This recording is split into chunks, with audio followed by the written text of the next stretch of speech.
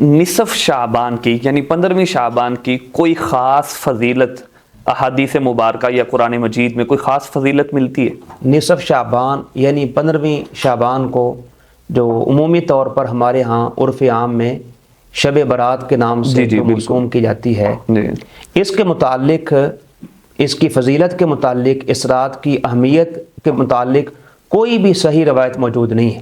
صحیح امام ابن العربی رحمہ اللہ نے احکام القرآن کے اندر فرمایا ہے کہ اس بارے کوئی بھی صحیح روایت موجود نہیں ہے، اس کی فضیلت کے متعلق، یعنی اللہ کے نبی علیہ السلام سے ثابت نہیں ہے۔ جتنی بھی روایات اس بارے میں آتی ہیں وہ سند کے اعتبار سے یا تو ضعیف ہیں یا پھر موضوع ہیں، من گھڑت ہیں۔ صحیح۔ مثلا ایسی روایات ہیں کہ جس میں آتا ہے کہ اللہ سبحانہ و تعالی اس رات وہ بندوں کی طرف دیکھتے ہیں اور تمام امت کو معاف فرما دیتے ہیں، معاف فرما دیں، بالکل اس طرح جامع ترمذی کے اندر روایت ہے، یہ ضعیف روایت ہے۔ اگرچہ بعض محققین نے کچھ روایات کو ان کی تصحیح کی ہے، لیکن راجح موقف کے مطابق وہ روایات سند کے اعتبار سے ضعیف ہی ہے۔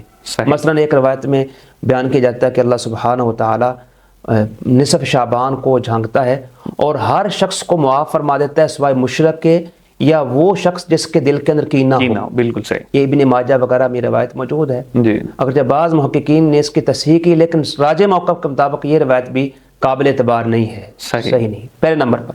اور دوسرے نمبر پر اگر یہ روایت صحیح بھی ہو کہ یہ نصف شعبان کی یہ فضیلت ہے کہ اللہ سبحانہ و تعالی معاف فرما دیتے ہیں سوائے مشرک کے اور کینہ پرور کے، لیکن اس میں کہاں یہ آتا ہے کہ اس رات کو منایا جائے؟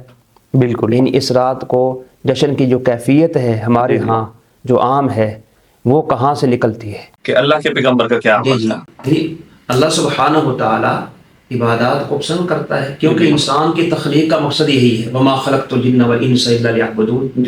اور بلکہ سورہ ہجر میں فرمایا کہ فاعبد اللہ حتی یاتیک الیقین، کہ اللہ کی بندگی کرتے رہو موت تک۔ لیکن یہ اپنی مرضی سے عبادات بجا لانا، یعنی کسی دن کو مخصوص کر لینا، کیونکہ یاد رکھیں جو عبادت ہے یہ توقیفی ہے، یہ اللہ کی طرف سے، بالکل بندہ اپنی طرف سے وہ نہیں کر سکتا ہے، اس کا اجر و ثواب بھی نہیں ہوگا بلکہ وہ بدعت شمار ہوگا۔